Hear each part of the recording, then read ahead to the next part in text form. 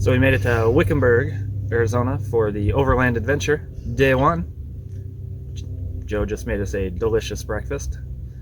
Trying to warm up because it's surprisingly cold in the desert in the evening. It was 85 during the day and it's maybe 50 this morning. I believe today we're doing about 150 miles off-road. Yeah, thereabouts. They said there's a potential water crossing. I don't think they're going to send us through it. They're a little concerned our transfer case breather's not high enough. But we will see. Yeah, we'll find out. We'll see where they take us. Once we get camp broken down, we'll have a driver's meeting. We'll hit the dusty road. And pick it out of our teeth.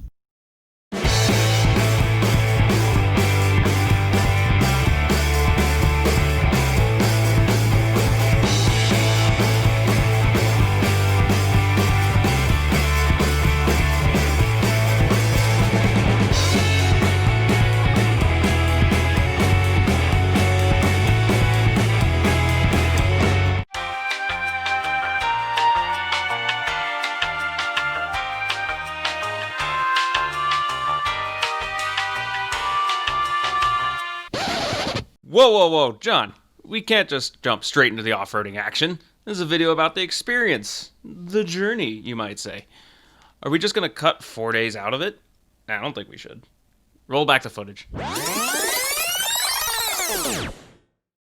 Okay, so I got a little bit ahead of myself. Our trip actually started on almost the other side of the country in southeast Michigan.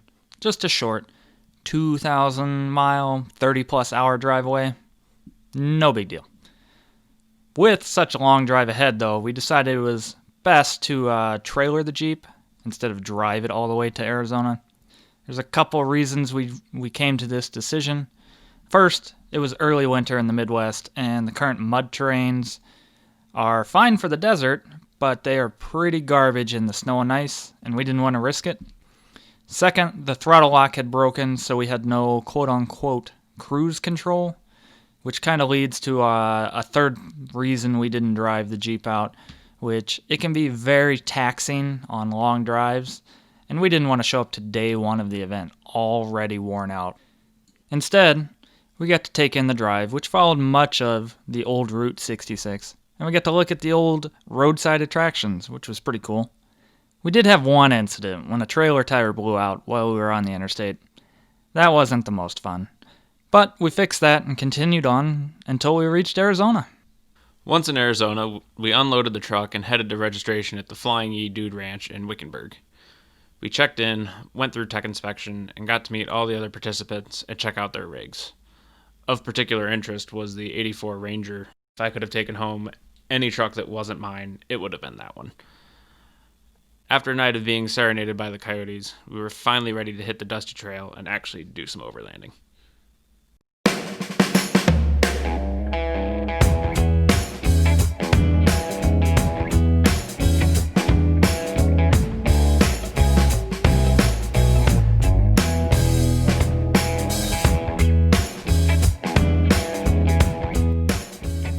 The first part of our journey was to travel along some dirt roads and eventually branch off to traverse a creek bed.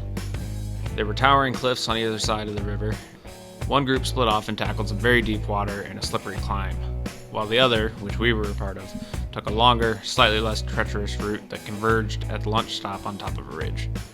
We were in this group due to our cooling fan experiencing a rapid disassembly event during a water fording photo op.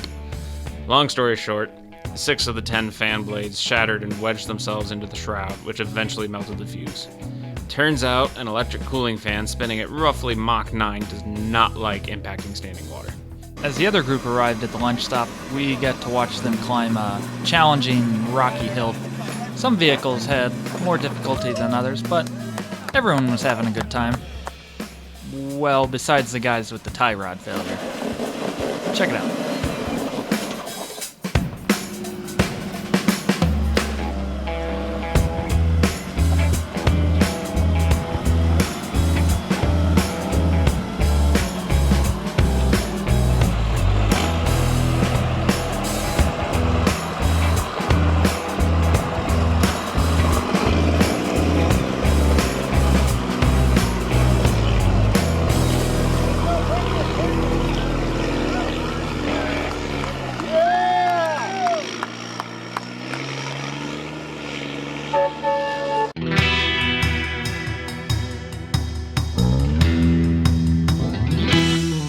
After lunch, we returned to the pavement and headed to our next off-road trail, which was conveniently located on the other side of a mountain. We trudged up the long and winding grade, carefully monitoring our coolant temperature.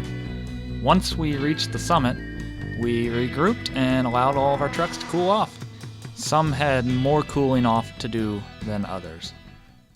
After everybody had cooled off on the side of the road, we continued on and ventured to our next off-road trail.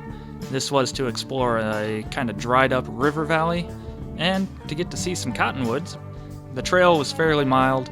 Due to the group's size, the pace was pretty slow though. This actually exacerbated our cooling problems. When we reached our final turnaround point and the river valley, we stopped for a quick break, and that's kind of when our heat soak issues really began. In the past, we learned the V10 has the unique ability to heat soak everything on the truck, including the brake master cylinder. This was made worse by a brilliant idea to add underhood insulation for noise reduction on a military vehicle known for not being quiet. Anti-quiet. Yeah, they're very loud. Very, very loud. The end result of this effort is the fluid in the brake system expanding and exerting pressure on the wheel cylinders as it heat soaks from the engine, which doesn't allow us to move at all. And this is exactly what happened in the turnaround on the trail. It may have been avoided had we had the other 60% of our cooling fan to force the air through the engine bay, but may not have. We've struggled with this issue all summer, but it had gotten better with the good cooling fan. Luckily, a fellow Overlander had an onboard shower system that we used to spray down the brakes and cool them quickly, and we were back on the trail in no time, and we were able to enjoy a beautiful sunset without the gaggle of the rest of the group because they left without us, Top Gear style. After we made it through our break ordeal, we headed back to camp, where we set up a tent and made a fire.